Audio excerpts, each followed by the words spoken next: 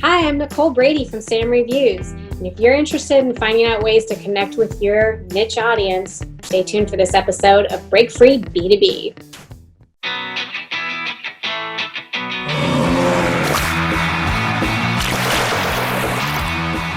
Hello, and welcome to another episode of Break Free B2B. I am Nick Nelson, Content Marketing Manager at TopRank Marketing, and very excited for another great conversation today with someone we really like to work with. Her name is Nicole Brady. She is the founder, and she runs SAHM Reviews. That's SAHM Reviews.com, stay-at-home mom reviews. So she provides reviews of a lot of different types of things for people in a very specific niche. She knows her audience and she knows how to speak to them well. And so we thought she'd be a great person to talk to and discuss how B2B marketers can maybe better engage their audience, better speak to their niche audience, and really put the people first. And she does a lot of interesting things that we're excited to talk about. So Nicole, thank you so much for joining us today. Well, thanks for having me on. I'm really excited to be with you today. So, I've given you a brief 5,000-foot overview, but maybe you could walk the people through a little bit what you do and sort of the path that's brought you to where you are today. All right. So I have been blogging. I started with the blog in 2007, which seems like forever ago. And I originally started writing about my kids. That's hello, stay-at-home mom. I mean, that's really what it is. So we were talking about the little things that they do, the things that make me happy, the things that really frustrate me, just being a mom, being at home, and all the struggles and all the triumphs and everything that goes along with it. And that's how it started in 2007, and it gradually kind of migrated into a site that now we're able to share our stories with a broad audience of not only moms now, but people, anybody that really feels a connection to what we're saying. And we're now we write about 6 articles a day, or 6 articles a week. And let me rephrase that. We write about 6 articles a week on a variety of different topics, whether it's tech or food, but with a very strong focus on entertainment, which usually has to do with board games. Yeah, that's awesome. We talk a lot, especially lately, about the importance of empathy in marketing. And I think you have, as you mentioned, sort of that unique ability to connect on a very personal level with your audience. How important do you think that has been in terms of just being able to build that audience and really create that deeper connection and trust? It's been key. I mean, it's one of those things where you have to, as somebody that's writing and being hired to write some of the content, we're very honest with our readers that we are hired by some people to do that work.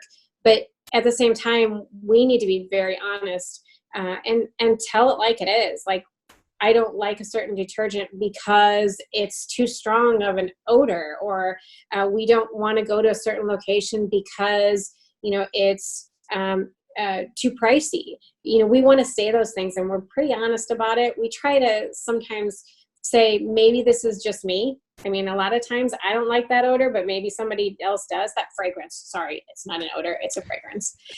So maybe other people do like some strong fragrance in their detergent, and we try to say that this is what we like about it. This is what we don't like about it.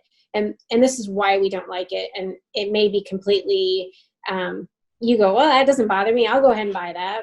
And those are the kinds of things that we try to just truly be honest with our audience. And I think the fact that we are honest is really what helps us connect with them. Yeah, that's great. Honesty is key. Transparency is key. Yes. So one thing, you describe the way that you write reviews as story-based reviews. I really like that. I think that, for B2B marketers and marketing in general, the product review and testimonials are really powerful, but they're done a lot of the time in a very dry, product-centric, very kind of salesy way. Mm-hmm. So, I think when you talk about story-based reviews, what do you mean by that, and why do you think that that's just a more engaging and compelling way to sort of deliver the information? And you can talk about whether you're talking about a location, or whether you're talking about a computer, or whether you're talking about a food. You can go in and you can say all the details about that and be very plus and minus about the actual product details and, and the specifics of it. But the question is, why are you using it? Why are you going there? Why are you buying it? And why do you like it or not?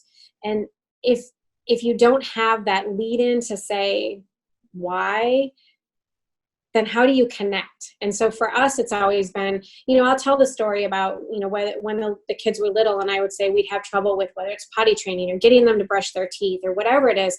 I start with the story of the struggle that I have or the excitement that I have about something. Maybe my daughters have been into colors, and so we want to find something colorful for them, or, talking about how their interest in wearing certain colors at school has helped us to get them to do their own, to pick out their own outfits. So when we share the story about why we're doing something, then we can say, well, we're letting them pick out their own outfits, and therefore we're taking them to ABC store, whatever it is, and letting them pick out their own outfit and empowering them to do those things. So having that front end of the why is so important. And that's in a consumer, it's consumer based, that's professional based. If your client, whatever your client is, understands the why of the reasoning behind something being done, it's going to make more sense to them, and they're going to be able to relate to it better and kind of have that aha moment. Yeah, I think having, being able to tie things back to relatable experiences is so important. And, when we talk about empathy, I think that a lot of marketers have too narrow of a view of it. It's I understand and share your feelings, at least the ones that are driving you to have demand for my product, right? But I mean, I like talking to you because it's a good reminder that, people have lives outside of work. So it's like when you can find those things that sort of link to their personal lives and interests and challenges, and then to what you do without being so blatant about it, I think that's really, really valuable. Thank you. So, when you think about how things have come along over the course of while you've been doing this, what do you see as sort of the signs of progress? Where are things improving from your view? One of the things that I've really noticed is, and we've emphasized it, like I've said here, being honest about things has really made a difference. And, I a few years back, I did a presentation at one of the gaming conventions, toy and game conventions, and it was a marketing presentation. And I said, being honest and sharing your faults is actually not a bad thing. And we started seeing some people sharing the details of prototypes that they'd made that didn't go so well. And that was a lot of fun to see the things that didn't work. And I think that brought the companies to a more human level.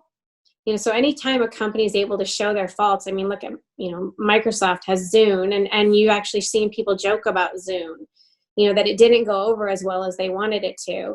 And when they bring that and kind of laugh at themselves about the mistakes that they've made, whatever the company is, I think it brings them to that level of this company is human by human people. And I'm starting to see that more and more on social media, that as brands are hiring quality social media, and content creators, the people running their pages, they laugh with their readers. They bring people in because they're laughing at themselves. They're joking around about things. And that's so engaging. And any company that's able to do that and find some reality and some humor in even their own mistakes, it's fantastic. It's gold. Yeah, that's such a great point. I would love to see more companies, more marketers be a little more transparent and upfront about failures and setbacks, right? Especially this year with everything that's going on. It's been such a weird summer, and everyone's struggling and adapting, So I think when those kind of details and stories are shared, it is relatable, much more so than just sort of talking yourself up all the time. So that's a great point. What about maybe areas where you think people could be doing better? What would you really like to see? Where would you like to see people kind of turn the corner and break free from what might be holding them back in your industry? One of the things that I see is, no matter what the brand is, they're hiring content creators to help. It's across all industries that they're hiring content creators to help with the word, whether it's on Instagram or TikTok, or just blog content, Facebook, anything. You're seeing them hire content creators to help get the word out about whether their product is or their new movie that's coming out or whatever. So often I see brands hire, and myself included, that I'll be hired for work, and then the brand never utilizes that content. They don't link to it on their own web pages. They don't share it on their social media. And we constantly are saying, you need to take advantage of this. You've hired me to create this content that's very honest and true, the pluses and the minuses, and back to the be real about, even the things that we didn't like, embrace those things and share that content, because any media is better than no media. But I see so many companies that don't bother. I mean, when I worked with Dell Outlet, I helped create some content for them. And a year later, I'm still seeing them sharing the content because it's timeless, it has value, and they're taking advantage of what they paid for. They paid for my opinion. I gave them my opinion, the good and the bad, and they're just embracing it and saying, here, check this out. Go read it, get her honest opinion. And that's so important. And so many companies miss the boat. They don't do that. They don't share that content. You paid for it. Why not? Yeah, that's something that we see a lot all over. And it doesn't just stop with influencer content and guest contributions, right? I think companies could go a lot further with really getting more mileage out of the content that they put work into creating. So yeah, that's a great point. But at the same time, there's a wealth of information out there that is not paid for. It's just genuinely, you went to a particular restaurant and you loved it, or you bought a particular product and you think it's fantastic and you share about it with your friends on Twitter or Facebook or whatever. And if the information is public, a brand can reach out and say, hey, we really love what you have to say. Do you mind if we reshare your picture or whatever on our social channels? And very few people are going to say no. They shared it publicly. Of course, it's already out there on the internet. So even content that's not requested, it's out there. Go get it. Use it. 100%. What do you think makes sort of the content from that third-party individual, an influencer, or even just a consumer giving a product review, what makes that so much more powerful than brand content? Because it's real. It's real. It's someone that is sharing their opinions. It's not scripted. It's not a commercial. And I guess that's one of the things that if you are hiring content creators or influencers, do not pin them down and say you can or cannot say something. You need to just give them free rein. They are creative. They're creative individuals. That's why they have a fantastic audience usually. That's why you know about them. Just say, do your thing. If a company comes and says, hey, here's these ingredients, create a recipe, and you're going to somebody who is good at creating recipes, you don't want to say, oh, by the way, we want it to be this, this, this, this, this. You don't want to say that. You want it to just say, give them the information. Do your thing. Do what you're good at. Yeah, that's a great point. I think if you're coming in trying to give constraints or really direct what someone's saying, it's not going to be a good experience and not a good engagement. So it really comes down to vetting and understanding the people you work with ahead of time, knowing how they operate, and then being ready for maybe them to say some things that are honest, maybe not all positive. And as we discussed, I don't think that's necessarily a terrible thing. If they're calling out flaws in your product or service that are legitimate, then that's probably an issue with your product or service, right? That's true, and that's use that information. That's exactly. That's say this value. This is something. This is maybe something that shows that we're not for everyone. That's another thing I say. Quit trying to be everything to everyone. You might have flaws that make you not a fit for someone, and that's totally fine. Otherwise, you can say, we recognize this, we're working on it, we're fixing it. And that's just comes back to that transparency, Exactly. And I think if you're living in the same bubble with the same people that like all the same things that you do, as any business, if you're hearing and you're surrounded by people that fawn over what you have, you're not going to hear all the negatives. And it takes you getting outside of that bubble to hear the things, oh, we didn't know that consumers didn't like that about our product. We didn't know that businesses didn't like that about our product. Oh, maybe we need to improve. So when it comes time to do some product innovation, there you go. You've got your starting point. Agreed. Yeah, I think sort of a problem with a lot of successful companies, especially ones that really take off and hit it right away, is that it gets too easy to be in the echo chamber and too resistant to change because you experience that success. But that's why I really love to see even the super successful brands that are always challenging themselves, always very open to feedback, and not running away from anything negative. As you look ahead here, I mean, it's obviously kind of hard to look even a week ahead right now, but if you try to look ahead 1 year, how do you envision the space where you're working? What do you think is going to change, and what do you think is sort of the main trend line that's going to carry it forward?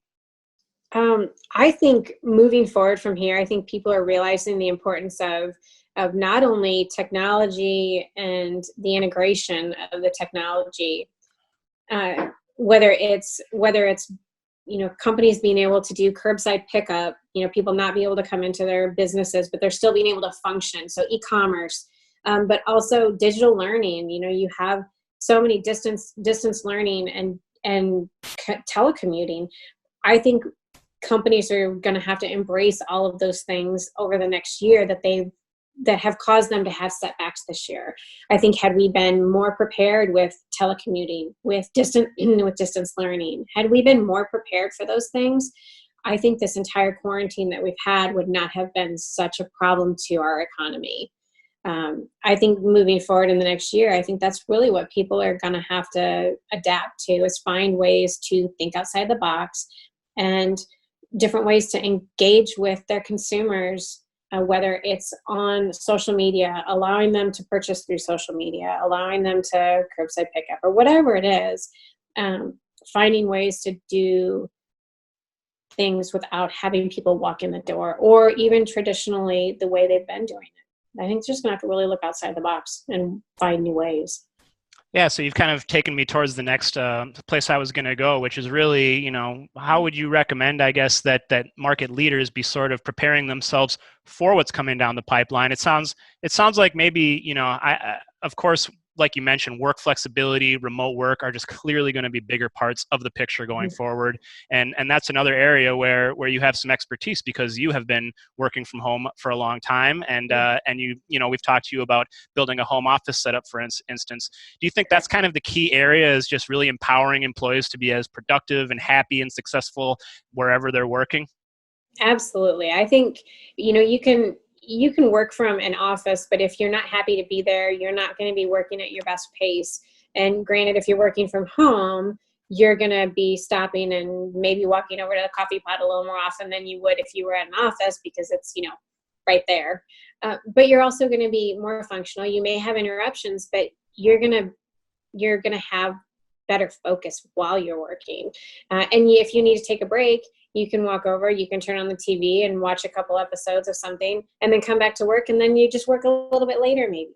I think companies that are allowing their employees to have that flexibility, especially if they have children at home doing distance learning, I think companies that adapt to that, and allow a home office and allow employees to work at their own pace, even if it means more hours in the day.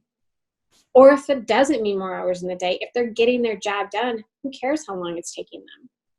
And I think as companies accept that and adapt to it, I think it's going to be much better. Yeah, I mean, I think that companies that stay sort of fiercely committed to this synchronous in-person work style, it's just not going to fly as an exclusive thing anymore. And broadening your horizons will open you up to more talent. It'll make your employees happier. I don't know of many people that want to just continue to work from home exclusively, perpetually, forever. I miss seeing my coworkers. I'm here in the big empty office right now. But I would like to have more flexibility. I mean, we've always kind of had that, but I've certainly adapted, and I think gotten better at spending my time working from home and organizing myself. And I think those will be valuable lessons going forward for me and a lot of people. Absolutely, absolutely. One other thing that you do, other than the reviews, that I wanted to talk about that I think is interesting is you and your husband create board games. So let's talk a little bit about that, because gamification, entertainment, creating experiences is another area where I think B2B marketing can really step it up. So tell us a little bit about how you got into that and your latest creation. Oh, thank you. Well, I have to be honest. The originally we were writing about board games, just kind of as filler in between our content on our site, because we were getting a lot of paid projects on our site, and it was becoming dry because it wasn't as passionate. We weren't as passionate about it, and we were playing board games as a family a lot. So you know what? Let's just start writing about them. Let's talk about them. More people really need to have this quality time, and we just started writing a little bit more and more, and publishers started seeing that what we were doing was quality work, and they started reaching out to us saying, hey, can we send you our game so you can try it too? And absolutely. I'm not going to argue with that. Over the course of the last couple of years, we have just been in touch with more and more board game designers and more publishers, and tried so many different variety of games outside of our own comfort zone. And we continue to try different things, and now we're trying to tell other people, that game may look complicated, but give it a shot. It's a lot of fun. Here's why. Here's a walkthrough of how to do it, and we kind of start sharing those things. In the course of all that, when you're reading a couple hundred rule books a year, and playing a couple hundred board games a year at least, which is what we do. Like I said, we write quite a bit, and we play even when we're not writing, and we we're constantly writing and playing new games, even if they're not on our website. You kind of see where there's things missing, and we wish there was a game like this. And my husband's a very creative person. He comes from the printing industry, but he's actually retired, and he writes for the website just as to keep his skills sharp, and to entertainment, and to keep me happy, because I like it when he writes for my website. And he came up with an idea based on the printing industry, and it was about color perception. He worked for the company that he was part owner of was a credit card company, and he would have to try to describe, or get them to describe, what color they wanted on their cards, and they'd say, oh, blue jean, blue. Well, like, what are we talking, faded blue jeans? Are we talking retro blue jeans? What are we talking? And so they had swatches that they would match color people, color up. But so it came down to, he had this idea of creating a game that involves color perception and trying to get people to figure out what color you're talking about. Let me show you. This is what he came up with. It's called Hues and Cues. It's available right now. It's on shelves at Target. And it is on Amazon. It's getting ready to show up at Barnes & Noble if it's not already there. And it's at local game companies also, like local game stores. And basically, we just utilized the connections that we had to show this game, the ideas that we had. And after a couple of years or after about a year, I would say, of testing it out with friends and trying to really hone it down, we were able to put this together. My husband, it's his design. I helped him like with feedback, but it's really all his. I mean, he would have an idea and he'd go, what do you think of this? And I go, yeah, that's great. I mean, we try it, we talk about it, and back to the honesty about whether or not something works. And he put this game together. We pitched it to a number of board game publishers who are our friends, and had several that said, yeah, we would love to get it out to the market. And we eventually landed with one publisher, and they're the ones that got it into Target. And we've been, we're now starting to see total strangers playing our game, his game. And it's been a really exciting experience to see how we're making a difference. And the reason it really hit home is because there are a few games that you can play. A 5-year-old and an 80-year-old can sit down at the same table and be on a level playing field. And, so many, whether it's trivia or whether anything that is a party game, usually has a basis in life knowledge. And the more life knowledge you have, the better you're going to be at it. Well, a child has just as much life knowledge about color as an adult does, in terms of saying, hey, I'm trying to describe a banana. I want you to pick out the color on the board that is a banana, or a color that's a grape. Well, grapes can be several different colors. So even an adult can say grape and you don't know which color they're talking about. And the reason we've been really excited about it is because we're hearing that people are playing this game. They're playing it across a range of generations. and they're having fun and they're wanting to come back to the table. And that's the biggest thing, is people being together around the table is so important, and having conversation, because if you're around a table playing a game or even having dinner together, you're finding ways to communicate with each other, and you're talking about your problems, your triumphs, and your tribulations. And especially now when everyone is so isolated and having so many problems, with that isolation, they're bottling up their feelings, and they just need people to talk to. So knowing that we have a board game that's bringing people together, creating conversation, the opportunity to talk about things, it's been amazing. It's been humbling to see how excited people are about it. I love that so much. So everyone listening, if you're stuck at home with the family looking for a new game to try, Hues and Cues. You can find it in stores and online. So Great. definitely recommend that. So now that you've been had the experience of taking part in bringing a game to the market, and obviously, you've reviewed a ton, what do you see as kind of the key qualities that make something fun? I think it's kind of ambiguous, right? But when a lot of marketers are trying to create something that is truly engaging and entertaining and fun, what would you kind of center on to make something compelling on that level? I think what makes it fun, what makes anything fun, is because fun to you and fun to me are probably two totally different things, or well, maybe not. I don't know. You have to. There are so many things. There's so many games on the market that I don't want to come off sounding wrong, but there's so many that rely on people to be embarrassed, to act, to share stories that are embarrassing, that find the negative and play on the negative so that everyone can have a good laugh.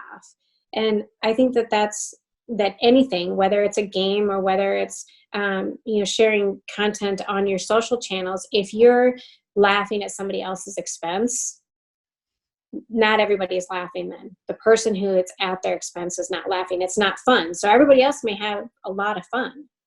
But if one person isn't, because they're the target, then, you're doing something wrong.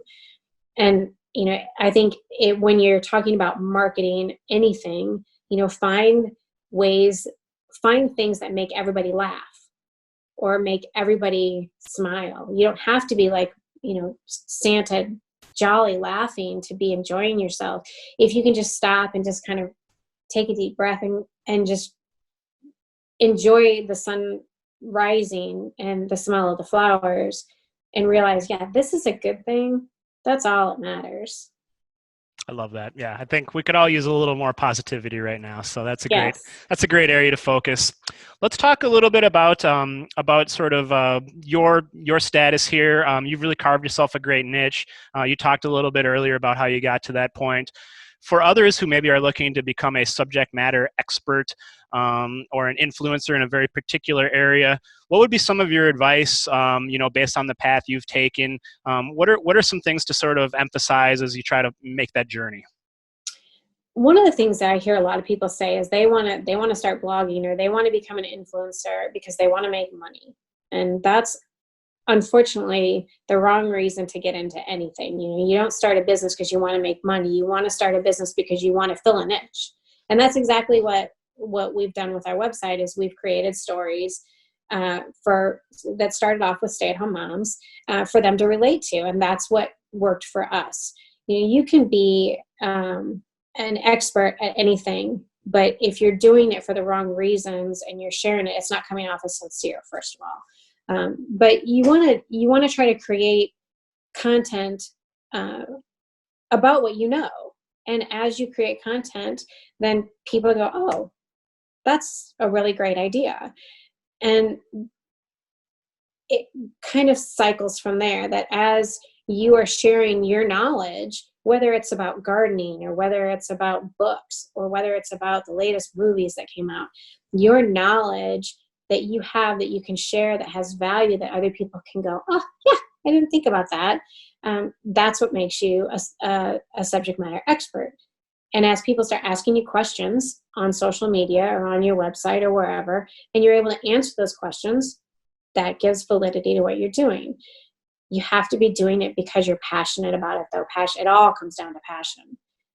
If you're doing it because you want to make money, then it's not going to happen. It's in most cases, influencers don't make a lot of money, and that's the hard truth. A lot of people, like myself, I do what I do because of the experiences mostly. That's has so much value to me.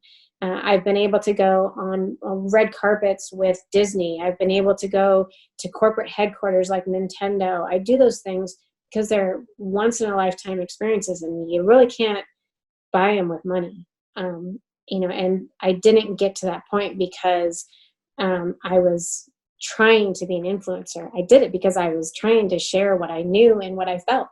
And I was doing it in an honest way, and people valued that, both my readers and the brands. That's great. Looking at it from the other side, you've obviously worked with a lot of brands and partners to create content and reviews and stuff like that. So maybe for a brand that's interested in working with influencers and they want to make sure that they're having fruitful, mutually beneficial sort of engagements, what are some of the recommendations you would make from that side to make sure that they're able to do that? I think first and foremost, you have to give them the creativity. I said that before, that it's so important to give them creativity and let them know that as long as they're following FTC guidelines to disclose that they're being paid or not, or they've received a product, as long as they're doing those things, those kind of restrictions are okay. But stifling their creativity or asking them to share certain phrases so that you can capitalize on the SEO of it, those things are bad. On the flip side, it's so important that once they create content, whatever it is, you share it. Share it. And if it's valid about a product that's an evergreen product of yours, you can share that same content now. You can share it again in 6 months. You can share it again in a year. If it's something that is still valid to your brand in general, even if the product is not available anymore, you can still share it. And it's not going to hurt to continue to share old content because it still gives validity to what you've done. And brands that I've worked with, so many, as I said before, don't share the content. I think it's a missed opportunity. Brands that do it right are the same ones. They grab our content that we wrote 5 years ago and they're still sharing it. They're like, this is still a product that's available. This is still about us. Read this. Yeah, that's an excellent point. Not only a missed opportunity to get use out of that content, but I mean, as the perspective that you're sharing shows, I mean, the people you're working with notice when it's getting used and shared, right? So when you see that getting put out there by a brand and the people you work with, especially maybe even 6 months or a year after, you're telling yourself, wow, okay, so this was a valid use of my time. They're actually using the content, and we've got a good thing going there. And I'm sure that makes you more likely to want to work with them in the future, right? Absolutely. But by all means, do not approach somebody and say, hey, we would love to have you talk about us and we'll share your content on our page.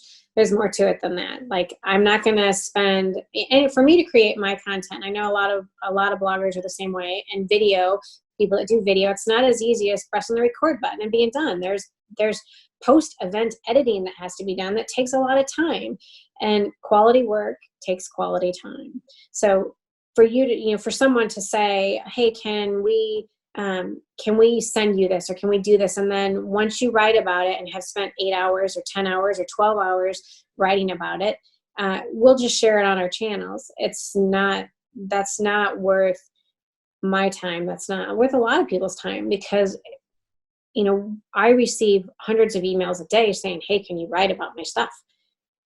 I'd love to. I don't have all that time in my day. Yep. I just can't do it. Excellent points. Great insights. So we've covered some great ground here. A lot of awesome perspective, I think.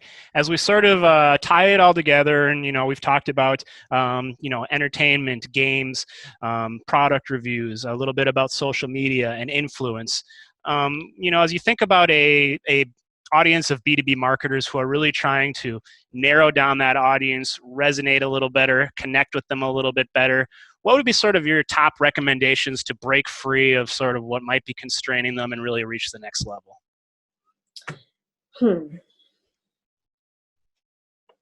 the biggest thing is think outside the box.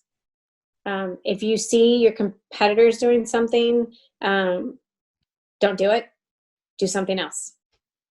I mean, you have to really make a name for yourself, whatever it is, whether it's sharing your flaws, whether it's creating interviews, whether it's asking for real feedback from the people that are your consumers, whether it is on a B2B basis or a B2C basis, the people that are utilizing your product or your service, and talking to them and find out why they're dealing with you, why they're buying your product or using your service instead of somebody else's, and find out what makes you different and find out what makes people want to talk to you, and then leverage it and share those details and create content around those details. And as more and more people are on social media, being able to find those out of the box environmental things that make you tick that you might not have known do, and showing them off, that's the way to do it. I love it. Yeah, there's never been a more important time to differentiate and be unique, because there's never been more content and competition out there, right? And I think another great lesson that people can take is having that sense of purpose and letting it drive you. I mean, you started out making those reviews because you wanted to create reviews for people like you, and that sort of guided you, and I really love that. So, Nicole, if people want to get in touch with you for whatever reason, what would be the best way for them to go about doing so? Oh, they can find me all across social media. So the thing to remember, it's Stay at Home Mom. Okay, so that's the acronym, which is SAHM. So if you're looking on Facebook or Twitter, you can find me or for my website, it's samreviews.com or Sam Reviews on social. If you're looking for me personally on, for example, LinkedIn, I can be found at Nicole Brady. Same on Instagram. I kind of maintain my Instagram a little bit freer without restrictions, so it's under my name instead of my brand, and that's pretty much the best bet if you connect with one of those. Otherwise, you can always email me, and my email is linked to from my website.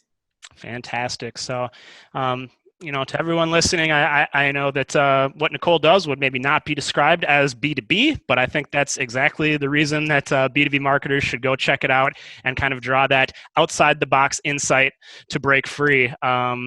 It's samreviews.com, SAHM reviews.com. Go check that out. Nicole, thank you so much for taking the time and chatting with us today. We really appreciate it. Thank you, Nick. It's been great to be on. All right. This is another episode of Break Free B2B. We will catch you guys next time. Thank you for listening, and thank you for watching. Stay tuned for the next episode.